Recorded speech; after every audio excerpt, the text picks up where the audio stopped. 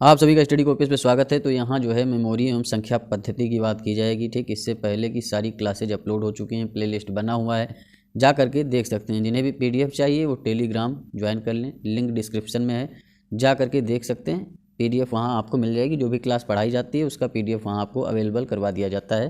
तो ये सारी चीज़ें हैं। चलिए शुरू करते हैं फिलहाल, बिना आपका टाइम वेस्ट के, बिना किसी देरी के। देखिए, मेमोरी एवं संख्या पद्धति की यहाँ बात करेंगे। मेमोरी क्या होती है, मेमोरी के पार्ट क्या होते हैं। मेमोरी के दो पार्ट होते हैं, एक तो होता है प्राथमिक या मुख्य मेमोरी जो होती है, एक होता है द्वितीयक मेमोरी या फिर सेकेंडरी मेमोरी।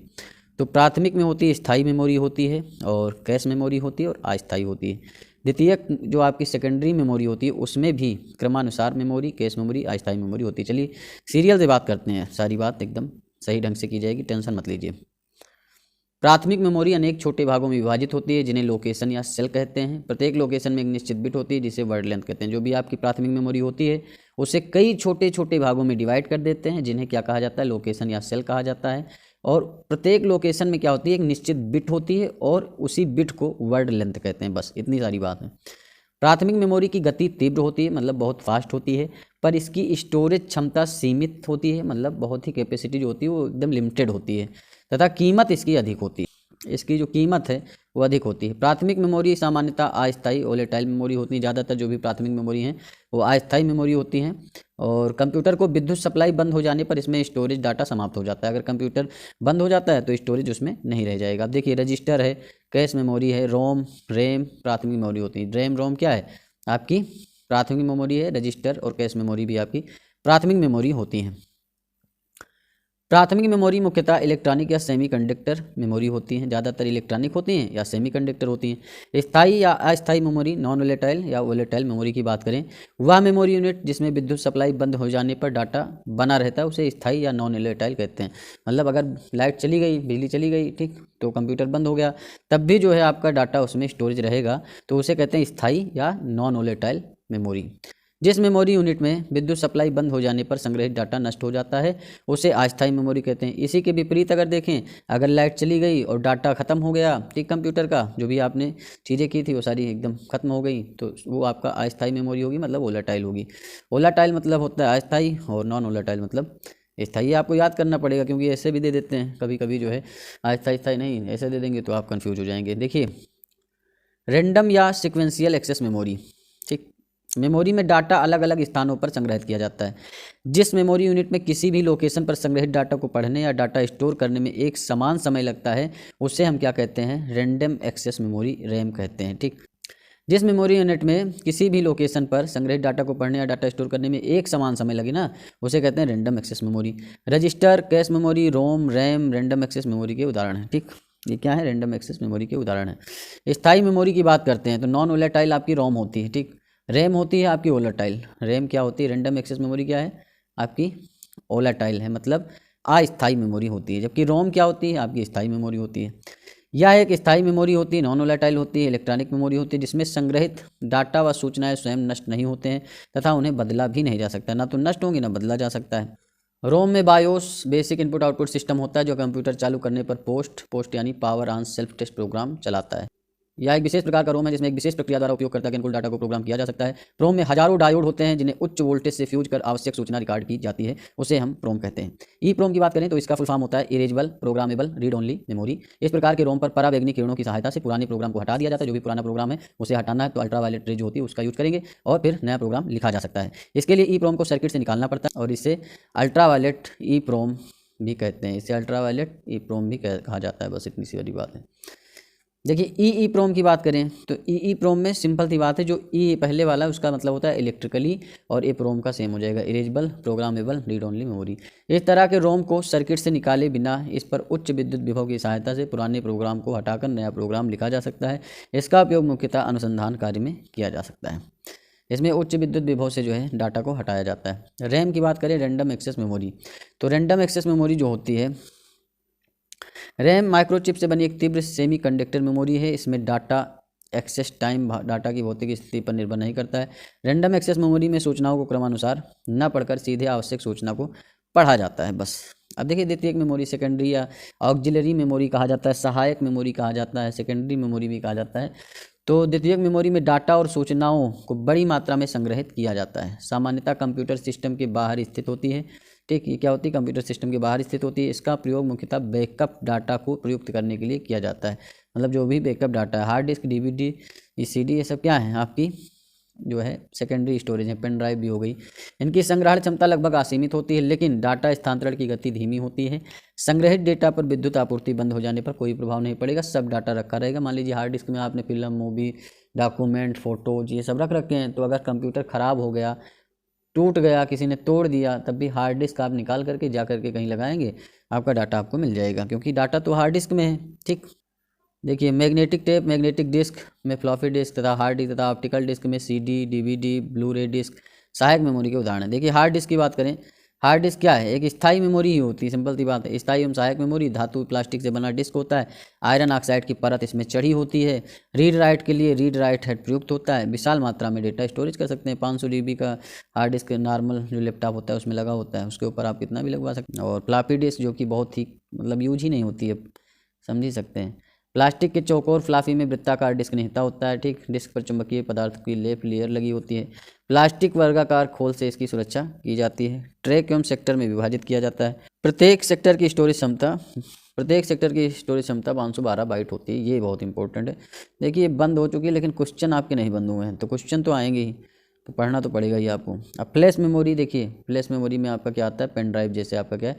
फ्लैश मेमोरी है। Memory card chip. ठीक, अन्य नाम की बात करें EEPROM आपका होता है। ठीक, MMC मल्टीमीडिया कार्ड भी कहा जाता है। जो मेमोरी चिप कार्ड होता है उसे MMC मल्टीमीडिया कार्ड भी कहते हैं। और फ्लैश मेमोरी को अन्य नाम जो है EEPROM भी होता है।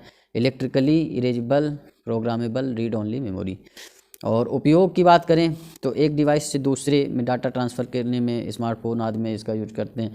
मोबाइल, डिजिटल कैमरा, PDF और डॉम में इसका प्रयोग करेंगे। प्रचलित रिमूवेबल स्टोरेज डिवाइस के रूप में मेमोरी कार्ड पता ही है आपको। बस प्राथमिक व द्वितीयक मेमोरी में अंतर क्या होता है?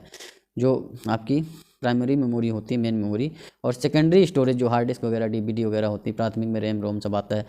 तो स्थान की बात करें, कंप्यूटर के भीतर होता है, ये कंप्यूटर के बाहर होता है।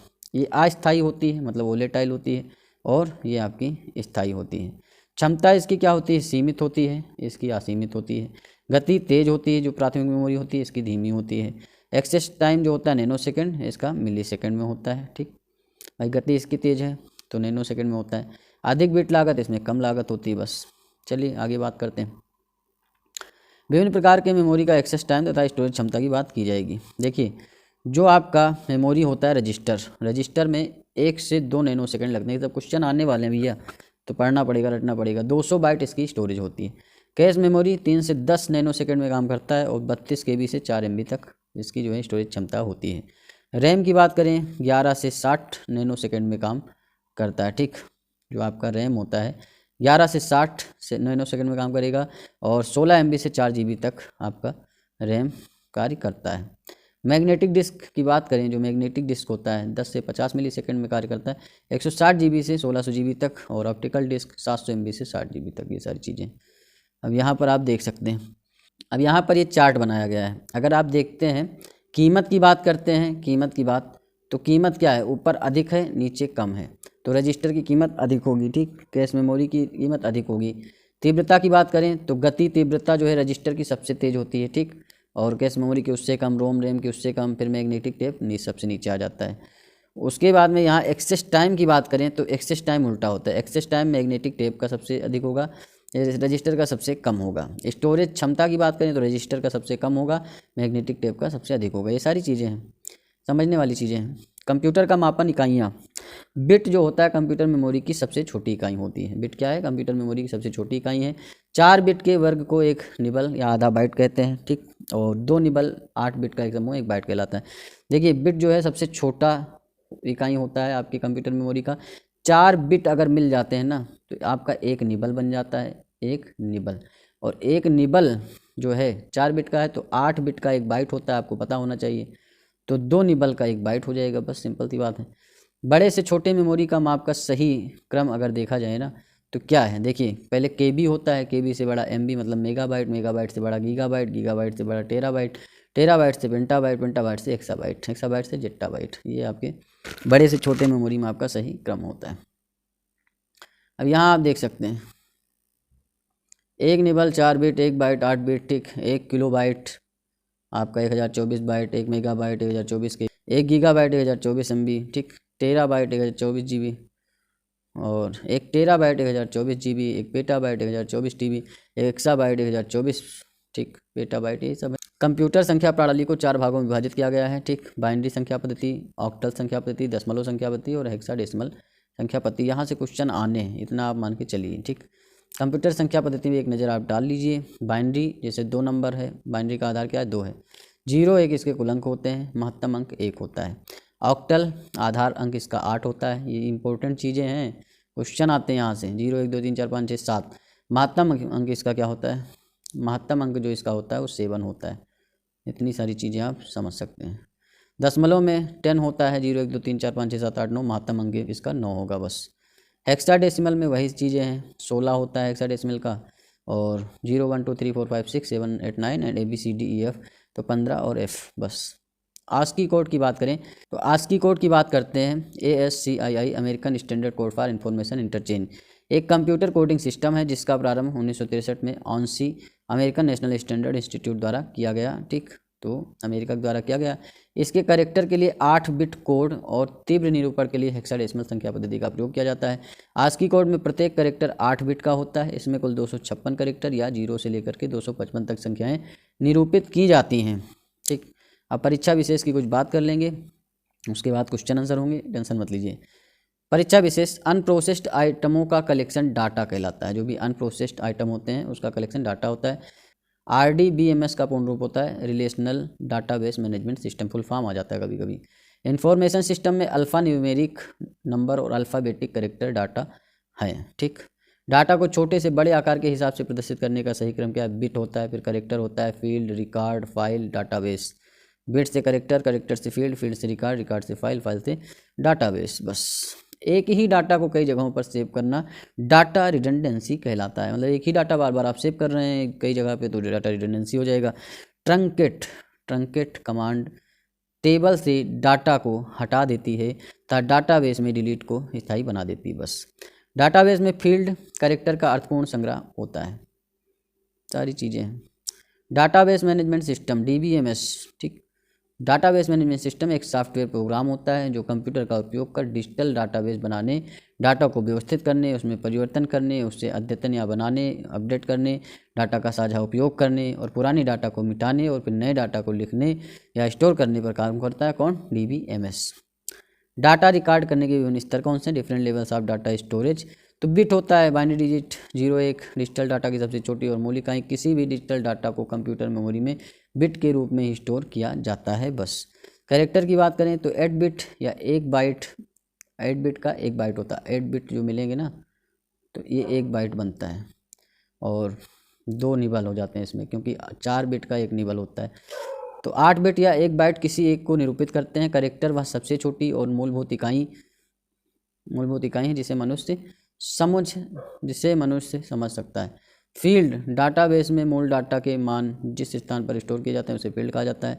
रिकॉर्ड एक ही विषय पर अलग अलग फील्ड में स्टोर किए गए डाटा के समूह को क्या कहा जाता है? रिकॉर्ड कहा जाता है। डाटाबेस कई संबंधित फाइलों का समूह डाटाबेस कहलाता है। बस ये सारी चीज़ें हैं। फिर क्वेश्चन आंसर करते हैं नेक्स्ट वीडियो में। टेंशन मत लीजिए, पढ़ाई करते रहिए, चैनल को सब्सक्राइब करिए। मिलते हैं नेक्स्ट वीडियो में। धन्यवाद, थैंक यू।